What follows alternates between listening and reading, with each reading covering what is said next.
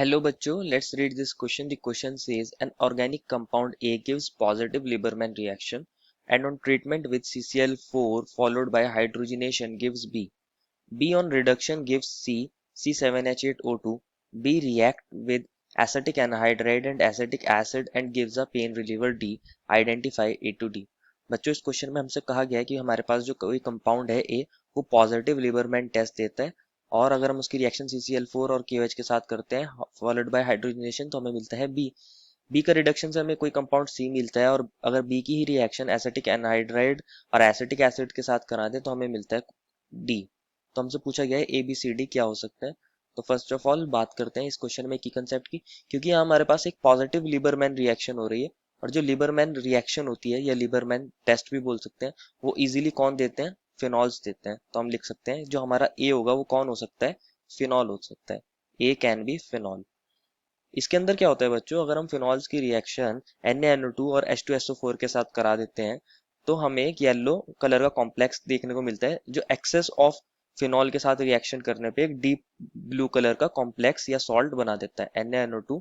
और अगर मैं इसकी बात करूं कंसंट्रेटेड H2SO4 के साथ और फिनॉल हमारा अगर हो जाए एक्सेस में तो यहाँ मुझे एक ब्लू कलर सॉल्ट देखने को मिलता है या ब्लू कलर का कॉम्प्लेक्स देखने को मिलता है, ब्लू सॉल्ट। अब बात करते हैं अगर हमारा ए फिनॉल है तो क्या क्या रिएक्शंस हमारी यहाँ पे पॉसिबल हो सकती हैं। मैं ए को फिनॉल कंसीडर कर रहा हूँ तो ये हमारा ए होगा फिनॉल। अब हमने लिबरमैन टेस्ट तो देख लिया है।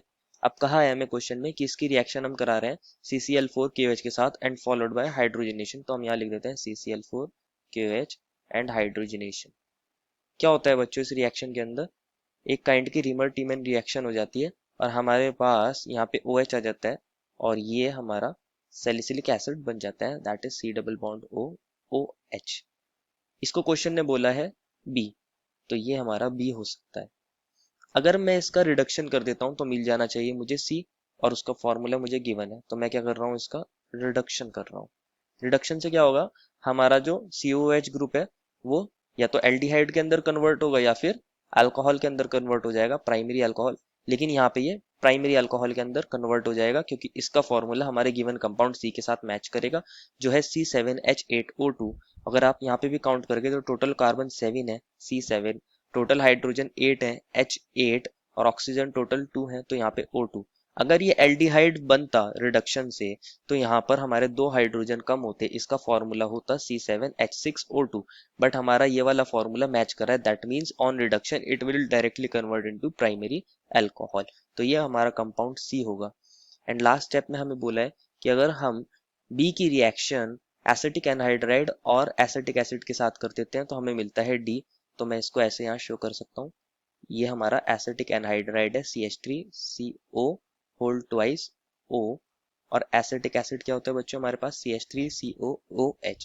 बच्चों अगर मैं यहाँ इसकी रिएक्शन इसके साथ कर देता हूँ तो मुझे मिलता है यहाँ पे acetyl salicylic acid that is CH3 और हमारी ये benzene ring as it is रहेगी और ये COOH एज इट इज रहेगा।